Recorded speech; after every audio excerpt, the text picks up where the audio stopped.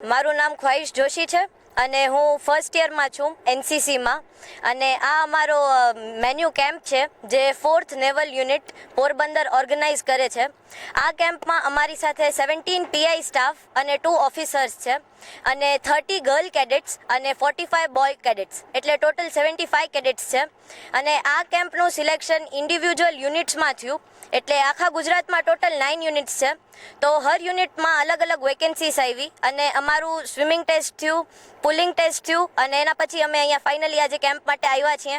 અમે ખૂબ જ એક્સાઇટેડ છીએ, ઘણું બધું નવું શીખવા મળશે અને એક અલગ જ એક્સપિરિયન્સ હશે. આ કેમ્પ 10 દિવસ માટે હશે. અમે કાલથી સેલિંગ સ્ટાર્ટ કરશું અને અલગ અલગ સ્ટોપ્સ આવશે.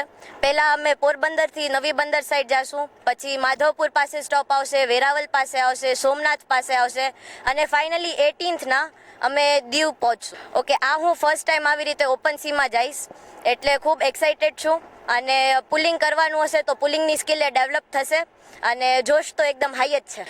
હા, એનસીસીનો એક મેઇન મોટો એ જ છે કે યુથને આર્મ્ડ ફોર્સિસ જોઈન કરે એની માટે ઇન્સ્પાયર કરવું છે.